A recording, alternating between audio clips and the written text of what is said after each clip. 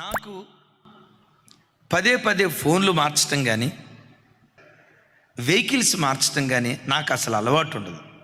అన్న ఫోన్ మార్చరంటే మీ దగ్గర ఉన్న ఫోన్ పగలదా? ఆహా, నా దగ్గర ఫోన్ పగిలిన దాఖలాలు సిన్స్ ఎన్ని సంవత్సరాలు బట్టి వాడుతున్నానో నా చేతిలో ఫోను పగిలిన దాఖలాలు ఒక్కటి కూడా లేవు. ఎందుకు ఫోను పగలదో చెప్పమంటారా? నేను ఫోన్ కొన్న వెంటనే మొట్టమొదటి చేసే పని ఏంటో తెలుసా? కవర్. ఒకసారి అందరూ నా వైపు చూడండి. ఈ ఫోను కొత్తదంటారా పాతదంటారా?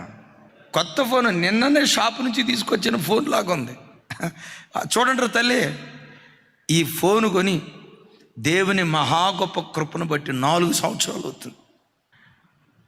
4 సంవత్సరాలు ఒక్క గీత లేదండి. కారణం ఏంటో చెప్పమంటారా? కప్పుకుంటే కాపాడబడతావు, విప్పుకుంటే దోచుకోబడతావు. ఈ ఫోన్ ఉంది కదా, సంవత్సరం క్రితం ఒక్క గీత లేదు. అమ్మా ప్రభుదాస్ గారు, ఒక్క గీత లేదు దీని మీద. గీత లేకపోవటానికి కారణం ఒకటే, దీన్ని కాపాడటానికి నేనేదో జాగ్రత్త తీసుకున్నాను అనుకునేరు కాక, నేను కొన్నిసార్లు వస్తూ మంచమైన అట్లా ఇసిరేస్తా, దూరం నుంచి ఇసిరేస్తా, కానీ పగలదాం. ఇంత జాగ్రత్తగా ఈ ఫోన్ ఉండటానికి కారణం ఏంటంటే కప్పబడింది ఇది. యవ్వన కుమార్తెలారా, శరీరాన్ని కప్పుకోవటం నేర్చుకోండి, దేహాన్ని కప్పుకోవటం నేర్చుకోండి. ఎదుటివాడి కళ్ళకు ఆకర్షణీయంగా కనపడాలని, ఎదుటివాడికి శోధన కారణంగా నీ వస్త్రధారణ ఉండకూడదని ప్రభు పేరిట మనవి చేస్తున్నాను. నేను క్రైస్తవులకు మాత్రమే ఈ మాట చెప్తున్నాను. బయట వాళ్ళు మీ ఇష్టం వచ్చినట్లుగా మీరు బ్రతకండి. ఇక్కడ వాక్యం అంటుంది, దోచుకొనబడినదానా. ఎందుకు ఈ కన్యక దోచుకోబడింది?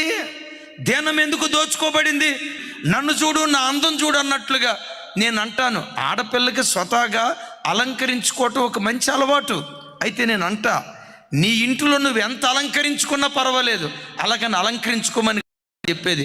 నువ్వు బయటికి వెళ్ళినప్పుడు ఎంతోమంది దుష్ట మృగాలు తిరుగుతున్నాయి. నీ కుమార్తెల కన్యత్వం చెరపబడకుండా వాళ్ళకు కప్పుకోవటం మనం నేర్పుదాం.